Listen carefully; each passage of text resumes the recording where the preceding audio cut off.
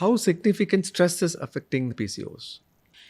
My experience says that stress is a very big, reason, very big reason. In fact, we are actually in the process of writing a paper on this. 4 years back, I always used to see that women who are working in a BPO sector, they have more PCOS.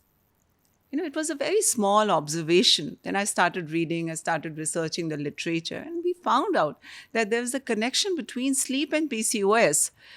And this was a real clinical experience of a gynecologist, that women who are not sleeping or not sleeping adequately, not sleeping according to their day and night rhythm, tend to have more of PCOS. So, stress also. In fact, there's another observation which I have seen in my clinical practice, that the story of PCOS starts when a girl is in class 10th or 11th. This is the time when there is so much of pressure of studies. She has to go for her tuition classes. The parents are after them. You have to study, study, study, prepare for your exams. She's constantly sitting in front of the computer, not really moving. The mother is giving all the goodies to her to eat.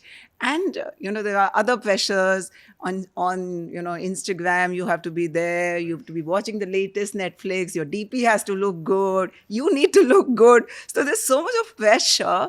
And on top of that, wrong dietary choices, lack of exercise. And then when you go to the hostel, you don't get the right food.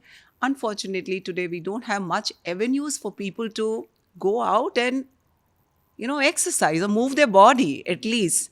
I always tell this to people, 20 years back, nobody did a yoga class or nobody went to a gym.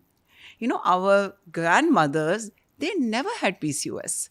So what is it which is going wrong today, which is making the modern woman getting more prone to developing PCOS? I mean, of course, most of us think that we are eating right. Most of us think, 30 minutes of gymming or yoga is good enough. But our mothers never did that.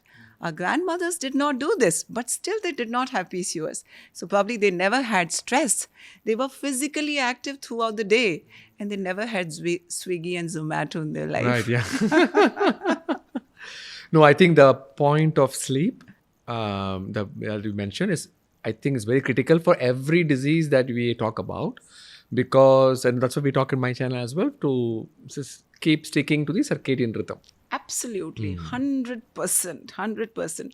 And I tell this to everyone, you need a sleep which is adequate, which is peaceful, which is uninterrupted, and which is according to circadian rhythm. This is the most important thing.